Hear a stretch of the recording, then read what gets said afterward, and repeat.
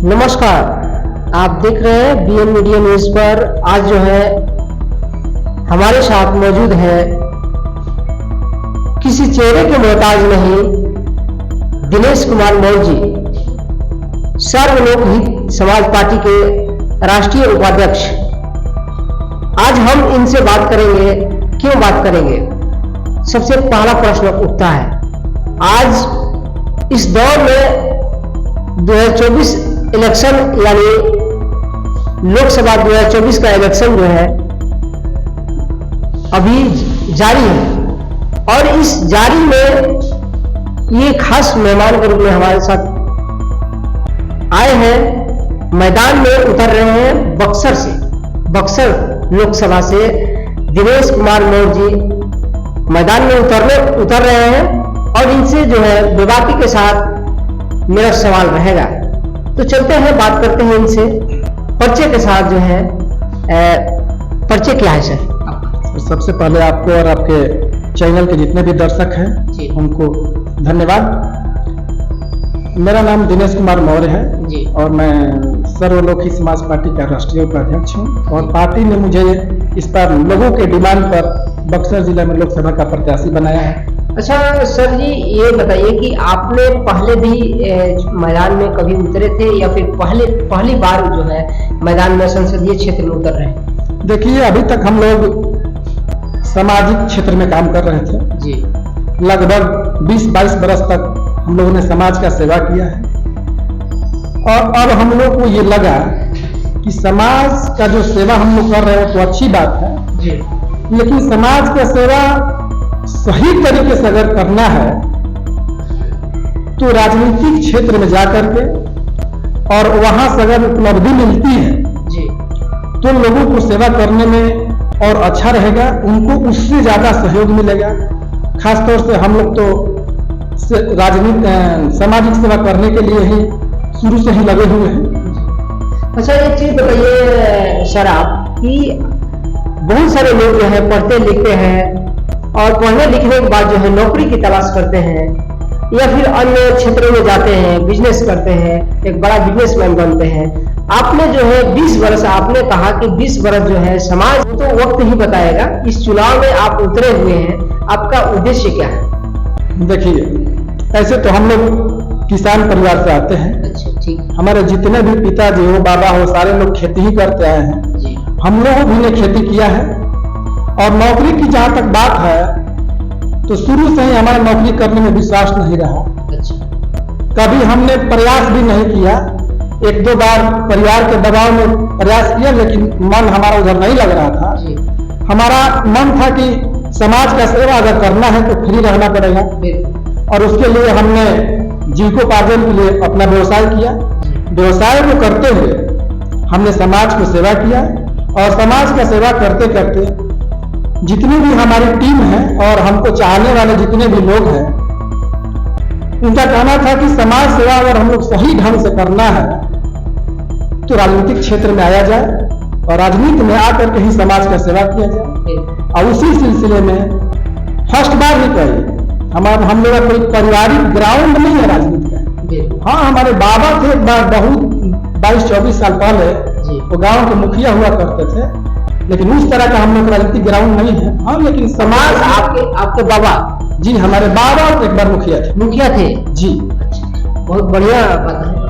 तो हम लोग उन्हीं से सीख मिला कि नहीं, समाज का सेवा करना चाहिए, समाज में लोगों के दुख सुख में साथ रहना चाहिए, और वहीं से प्रेरणा लेकर के हम लोग आज चाह रहे हैं कि लोगों का सेवा करें।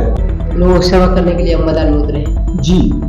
अच्छा एक चीज बताइए कि इस देश में अलग अलग तरह के नेता लोग हैं जो देश को बेच रहे हैं, और बेच ही ले रहे हैं, पूरे देश को बर्बाद करके रख दिया है। और एक चीज बात जरूर मैं कहना चाहूंगा कि सम्राट अशोक क्लब भारत एक ऐसा जो है संस्था है जिसने जो खो रहा है इतिहास, उसको बचाने का काम किया है सम्राट अशोक क्लब। उसी क्लब से सर आते हैं। सर जो है अपनी जुबानी बताएंगे कि लोगों को जो है क्या क्या सेवा प्रदान करेंगे अभी जो है इन्होंने 20 वर्ष जो है लगभग 20 वर्ष लगभग 20 वर्ष जो है लोगों की सेवा में ही बिता दिया। और इनका कहना है कि आने वाले जो समय है ये सही दौर है, इसमें चुनना है, सही लोगों को चुनना है जो देश हित में राष्ट्र की रक्षा करने और देश को बचाने का काम करेंगे। सर जो है अपनी जुबानी बात बताएंगे। देखिए, आपने सम्राट अशोक क्लब की बात की जी। हम सम्राट अशोक क्लब के मेंबर थे जी। और सम्राट अशोक क्लब को जब मैं जाना जी। तो मुझे लगा कि अगर देश में कोई समाज और देश को विकसित करने के लिए सामाजिक क्षेत्र में काम कर रहा है तो वह सम्राट अशोक क्लब है। सम्राट अशोक क्लब राष्ट्र के प्रति लोगों को जागरूक कर रहा है और वहीं से प्रेरणा लेकर के हम लोगों ने सोचा कि अब राजनीति में लग करके और सम्राट अशोक के विचारों के अनुरूप और भारत की राजनीति को स्थापित करना है जी। क्योंकि जब सम्राट अशोक थे भारत विश्व विजेता तो भारत दुनिया में भारत का डंका बजता था। भारत के लोग दुनिया के लोग भारत का जो शासन सत्ता था उसका अनुकरण करता था जी। और भारत के लोग भारत के गुरु दुनिया के लोग भारत को गुरु मानते, विश्व गुरु था। लेकिन आज देखिए लोग बात करें कि हमें विश्व गुरु बनाना है भारत। अरे भैया, विश्व गुरु तो भारत पहले का ही है। हमको लगता है कि आप जिस विश्व गुरु भारत की बात कर रहे हैं वो बेरोजगारी का विश्व गुरु होगा, अशिक्षा का विश्व गुरु होगा, पाखंड का विश्व गुरु होगा। लेकिन वह जो सम्राट अशोक के जमाने में विश्व गुरु था वह तो आपकी नीति के अनुसार हो ही नहीं सकता, क्योंकि सम्राट अशोक का जो नीति था वह था सबको साथ में लेकर चलने का, समता का, सबको एक समान शिक्षा का अधिकार देना था। सब समाज में जब समस्या थी तो मिलजुल करके उसको निदान करने का था। यहाँ तक ऊंच नीच की खाई को पाटने की बात हो रही है और इतना तेजी से वह बढ़ रहा है कि भारत, हमको लगता है कि आज से जब गुलाम था उस स्थिति में फिर जाने की पोजीशन में खड़ा है। अच्छा, एक चीज बताइए कि लोग जो है अभी कह रहे हैं कि संविधान खतरे में है। बाबा साहब द्वारा लिखित संविधान जो है डॉक्टर बी.आर. अम्बेडकर द्वारा लिखित संविधान जो है खतरे में है, लोगों का कहना है, मोदी जी भी कह रहे हैं, सब नेता भी कह रहे हैं, आप क्या कहते हैं? देखिए, हमको लगता है कि संविधान आज भी खतरे में है और जब से ये देश आजाद हुआ है और जब से संविधान बना है तब से ही संविधान खतरे में है। अच्छा। क्योंकि संविधान को सही रूप में लागू करने वाले लोग आज तक वहां तक नहीं पहुंचे और जो लोग वहां बैठे हुए हैं वह यही चाह रहे हैं कि कभी भी वैसे लोग वहां न पहुंचे। अच्छा। क्योंकि अगर सही रूप में संविधान को लागू कर दिया जाए तो जो कुछ मानसिक विकृति के लोग हैं, जिसको हम सांप्रदायिक ताकत भी कह सकते हैं, वह उन लोगों की जो रोजी होगी और उनका जो अपना दबदबा है वह रहेगा नहीं। इसलिए वह ऐसे साजिश रचते रहते हैं कि शर्मा समाज जो है वह किसी भी तरह वहां तक न पहुंचे।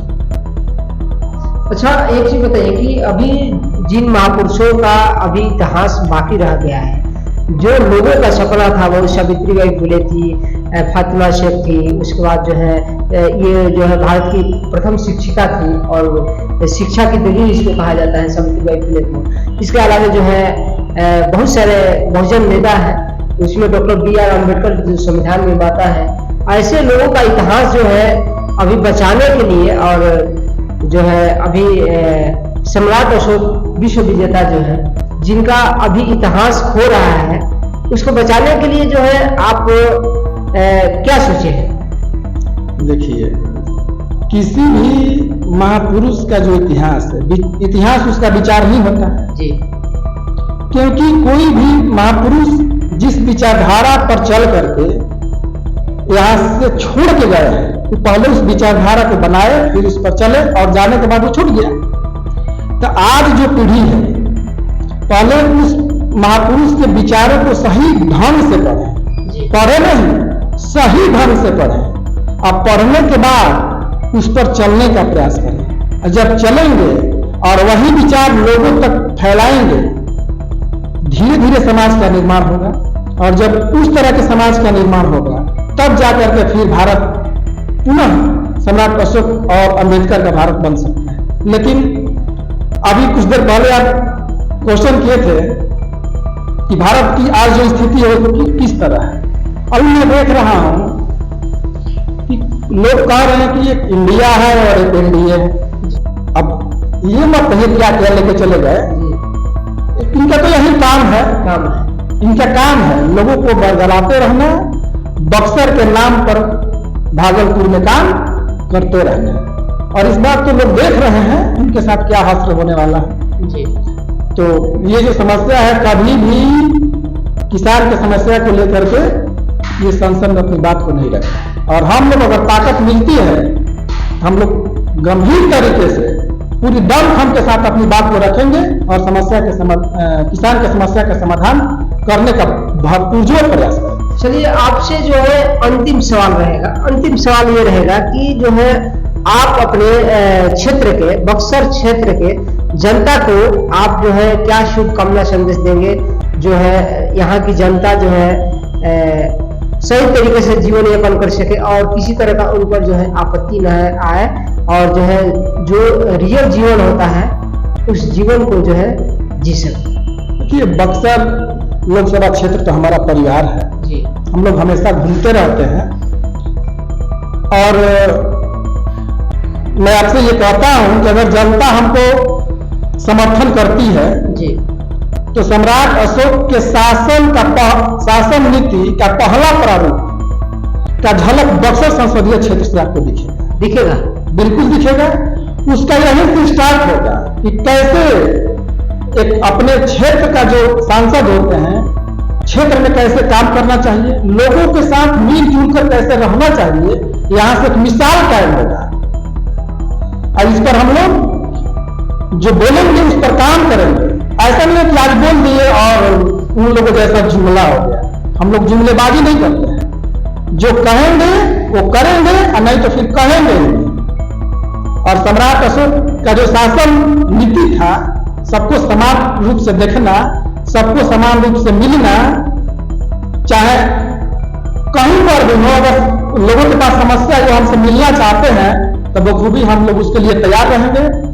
और हम लोगों को अगर आशीर्वाद मिलता है तो मैं आपसे चैनल के माध्यम से ये कहना चाहता हूं कि बक्सर कलेक्ट्रेट में अशोक स्तंभ लगवाना मेरा सबसे पहले प्राथमिकता में काम होगा। चलिए, बहुत बहुत धन्यवाद। जो है आपने सम्राट अशोक कला विश्व विजेता, विश्व विजयी सम्राट अशोक महान की बात जो है आपने रखी, जहां पर जो है बक्सर में आपने ऐलान किया कि जो है वहां पर विश्व विजेता महान सम्राट अशोक का स्तंभ, सम्राट अशोक स्तंभ वहां पर स्थापित किया जाएगा। और जो है इसके साथ ही साथ आपने बहुत सारे ऐलान किए।